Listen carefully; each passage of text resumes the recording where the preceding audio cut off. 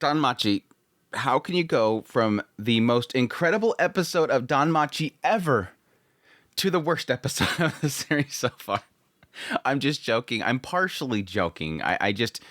The first part of this episode is good. I mean, I was kind of hoping to get a little bit into what everybody thinks of the idea of Seer basically being gone, or what people think about Seer essentially being Freya. I guess it's not time yet. It's probably not time yet. And yes, it was a pretty solid little setup here, the build up to the tension of Hestia losing Belle and Freya just completely wrecking everybody, and everybody in the entire group looking like just the weakest characters in the entire series, even though up until now they've been portrayed as being massively OP. Everybody's incredibly weak, of course, compared to Freya Familia. But the last part is the part that makes me just cringe. It's like the worst storytelling trope in anime history. Like, I this is like in every JRPG back in the day. It's in so many stupid stories, and I freaking hate it every time. Everybody's charmed, everybody's forgotten Belle, and there's a group over here that's gaslighting the hell out of him. I just hate it. I really, really don't like this storytelling. It's just that it's basically like reverse amnesia storytelling. It's so overdone, and I'm tired of it. Now, I knew this was going to happen eventually. Like, I knew if Freya is going to be the front of the story, there's going to be a large mass of people at some point in it that are going to be charmed by her. I assume this is going to happen.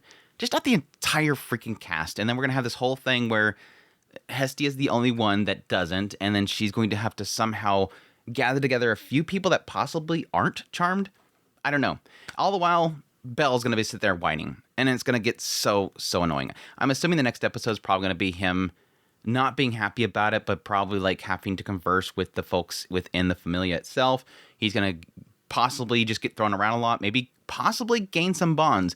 There's a side of me that still thinks that certain people might still rise up against Freya. I'm wondering if it'll be Hedden. I thought Otaro at first, but he's way too dedicated. I think Hedden might. I really have a feeling that Hedden might be the one that will help Belle in some way. And it won't be because he's against Freya. I think it's because he's for Freya. There's like a semblance of that most people will probably follow Freya because it's divine will. We have to do what she wants. Everybody just charging out there and beating up everybody and following her orders because she is the goddess. But there is also a side of it where some of them could stand up for the sake of, but this is going to lead to her doom. Now, I don't know what that means. I don't know yet what exactly Freya's doing that is not allowed. She didn't use her divine abilities, apparently. She didn't use her divine power. She just literally just used her own skill. And this was apparently a rule that she placed upon herself, that she wouldn't use those eyes, which is interesting because, yes, back there in that hotel room, when she started glowing her eyes, she said, no, that's not me. She didn't want to use it. Freya, was in that room, so that confirms that. She didn't want to use it. Of course, this entire episode pretty much confirmed a lot of that stuff at the very beginning, because that was a massive question mark I had in the previous episode was, who was who when? That was the big massive question mark I had was, who was who when? When was it Freya, and when was it Horn? And the beginning of the episode pretty much clarifies it that it was always me.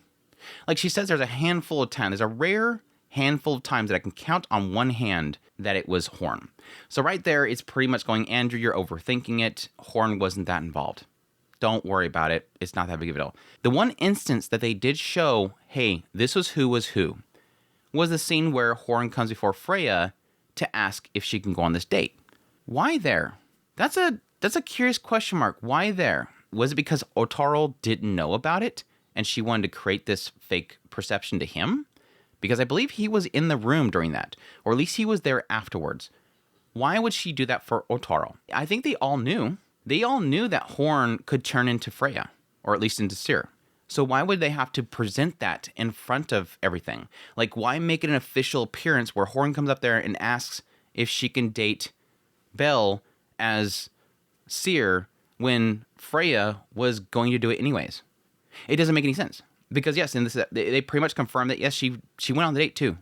Like everything pretty much points to Freya was always Seer, unless she had to do something special. Because most of the time, it was literally Freya up on the throne over there was Horn, so that she could do this stuff as Seer. So that again, shrug, throw that to the side, don't care.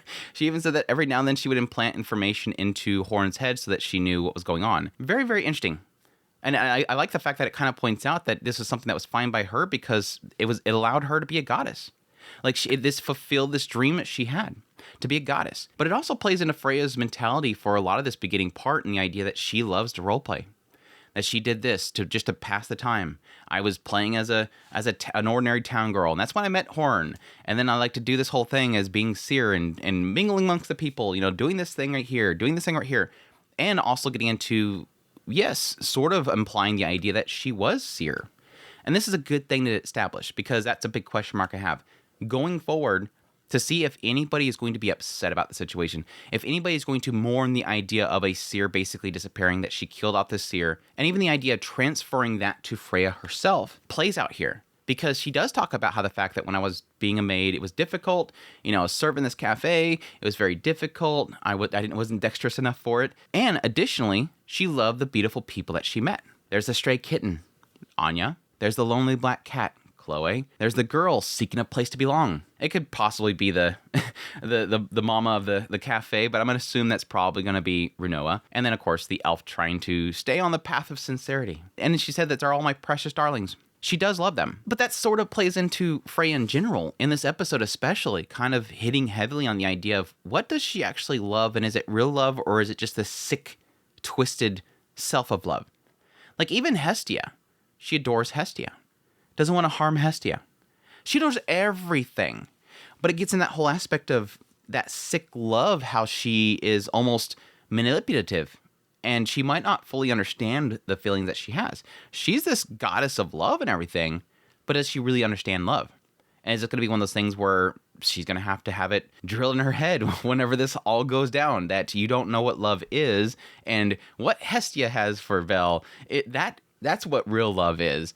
It's all very interesting, and yes, a little bit sad at the same time. And I'm curious how well they will do this, because as much as I'm frustrated with them going down this typical route of the everybody forgets him, and oh no, Belle's upset because everybody's forgotten him, and is my reality a reality? Is it all in my head? What do I do? Do I just become a part of the Familia? Do I accept this fate, or do I fight back? And then eventually somebody probably feeling sorry for him, helping him out, and then eventually, boom, comes charging in Hestia with the band that didn't get charmed, and they all fight back. Will it still have a good, strong point at the end?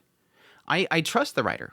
I trust the writer to still have a really solid point at the end, and I think it's going to be, hopefully, mostly around Freya and getting into what she once was, when she was seer, having that struggle over who she's fighting against, and again, having somebody show her what really love is.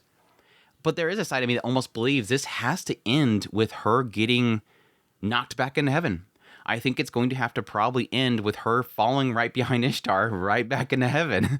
It's like she broke all of her own rules, and she essentially is taking control of an entire town. Nobody's going to like her. At least the other Familias aren't going to like her. She literally took control of the city, which is going to definitely make it easy for Hestia, if she can find people that aren't controlled, to join with her, because, again, Freya's taking control of the entire place. And I think that anybody that hasn't been charmed, they're going to know what's happening.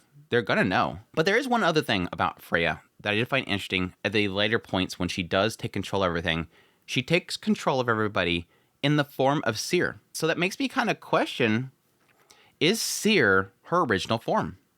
Was Freya, the appearance of Freya with the long hair and the two flowers or leaves or whatever it was, and the nice outfit that we see in the ED every single episode, was that what she created?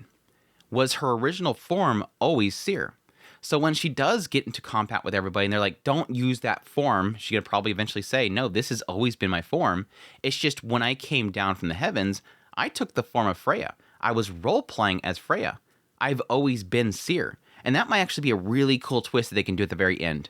That this persona of an evil person that is Freya has always been this persona she created to roleplay as, but her true self is Seer. But that doesn't really make sense because, again, she said, I'm done being that girl. I killed Seer.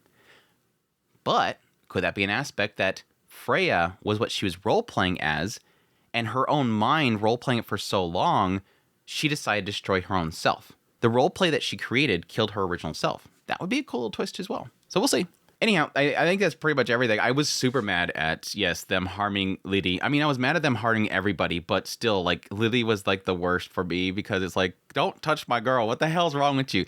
But it was interesting. Whatever individual that was, which I'm assuming it's going to be like those, the triplets. There was like triplets. The 4 or 3 boys. I forget how many numbers there are. It was probably them. Like, they're, like, of her race, which I thought was kind of interesting. It's like, I like to see somebody of ours that is trying to rise up.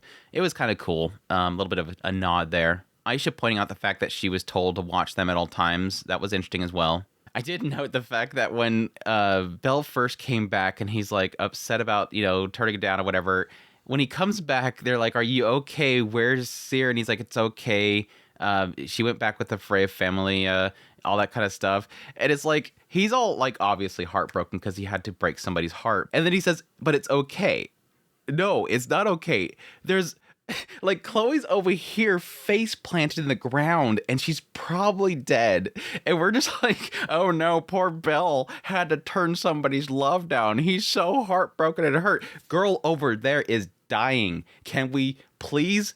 He's going to be okay. Let's focus on the person that's bleeding out on the ground. It's unconscious when it's raining with her face planted in the ground, probably suffocating on water in a puddle. It was like, okay, people, priorities. Like, triage. Do we have triage here? It was funny. But yeah, Freya confronting Hestia about it, of course, this kind of was a given. And give him over to me. If you don't, I'm going to, I'm going to take him by force. Sure enough, does. Sends all of them to attack. Brings in Belle. At that point, yes, establishing that she is going to do a conversion, which I think they've done before. I think Lili had to do that. But essentially the ability for them to change over from one person to the other, which that was a given. The interesting thing here was that Hermes shows up and he's like, "Oh, I'm not going to get involved. Don't worry. It's all right. It's cool." He does say later on that I kind of like the idea of Belle staying with you, which I thought was cool. But Hermes here is alone. "I'm not going to mingle anything, but I'm going to tell you, you guys we do have a rule set up. We all established a rule here. You can't do that within a year." Question mark? He's only been, this is one of those things that like, what? Like, Belle has only been with Hestia for 6 months? That's crazy. Like, yeah, I guess technically 5 seasons over so many years of been watching this. It's just like hard to realize that it's only been 6 months. It's crazy. Which I guess makes sense because there's a lot of stuff being introduced that are like annual that we've never seen before. Like the whole festival and stuff like that. It makes sense, but still. It's kind of crazy to kind of put that into words. But yeah, Hermes picked up on it really quickly that she's just going to go ahead and charm the entire place. It's like this idea of, okay, well, he establishes, hey, you got to wait an entire year. Okay, so we'll have to wait that year. But you could still take him with you. Okay, she assumed at that point, oh, well, Hermes is going to probably want to go ahead and try to get with Hestia and set up some sort of rebellion group to come and take Belle back from me. Could have easily happened. I no doubt. Freya's like, okay, I can't change it over now. She probably at that point was already establishing, I'm going to take Belle and then I'm going to charm the entire place to make sure that nobody takes him from me. Like, even if we do this conversion, they could still come take him back from me. No, she was already set, I think, with the idea right here, we're going to charm the entire place. I'm going to take control of everything. And Hermes, knowing that, he does give Hestia a note, says increase your divinity, your divine power. That way, I guess she can fight back against the charm so that she herself doesn't get charmed. Which, that's interesting. He pretty much knows that she has the ability to, counter the effects of the charm. He himself is not going to counter it. He's going to end up getting taken control of. So the idea here is, hey, take this note. When you find me next time, hand this to me. But do it at the right time, because if you don't, we might end up enemies. And it's like, okay, we're already establishing probably he got charmed. But he's specifically saying, give me this note at the exact right time. That way, I don't end up being your enemy. Which does imply the idea that if you don't give it to me before possibly we get told to attack you, I'm not going to listen to it. Which makes sense. So I'll be very curious to see what's in that note. But yeah, that leaves us for what's coming up next, which again, I think we're going to get a long period of time of Belle going, oh no, nobody remembers me. Wah, wah, wah, wah. He's going to be moping around the Familia, which is going to be very exhausting. And again, I think at some point, somebody within the Familia is going to like Belle. I think it's going to be Hedden again. I really do think it's going to be Hedden again. It's going to be from perspective of somebody seeing that this might damage Freya. Not necessarily that I don't want to listen to Freya, I got to attack her. or I gotta betray her, but I gotta save her from destroying herself. At the same time, I think Hestia is going to go get Asfi and Ryu. Again, because we've already established that Hestia is not... the moment I seen her, I was like, please don't make this like a, what is she? Okay, it made it very clear that she's not charmed. She's probably going to go get Asfi and Ryu. And I'd be curious who else wasn't affected. Because it did seem like that was something that all-encompassed the entire area. But again, it could come down to if she could possibly figure out a way of overcoming that. It'd be very interesting if she was able to actually make people convert to her and that dispelled it or something like that. But it does seem like everybody within the Hestia family is affected by the charm as well. So it's not like her divinity was able to protect her familia, which I thought was kind of sucked. That would have been a cool little twist there to have everybody in the Hestia family not affected by it. But we'll see. We'll see. But anyhow, that's my thoughts on the episode. Hope you guys enjoyed this video. As always, if you did, hit the like button down below, comment. Let me know what's on the episode. Are you, do you think I'm just being negative Nancy here? Am I completely off base here? I just, again... It's not going to affect, I think, a lot of people that have probably experienced the storyline a lot. It's just for me, I've done this story bit way too many times. Hopefully, they'll do something different with it. Again, I'm going to trust the writer. Last episode really did surprise me. I'm going to trust the writer. But additionally, if you're new here, make sure to subscribe before you leave. If you like this content and you want to support the channel more, I have links in the description below. Greatly appreciate it, as. Until next time, y'all take care.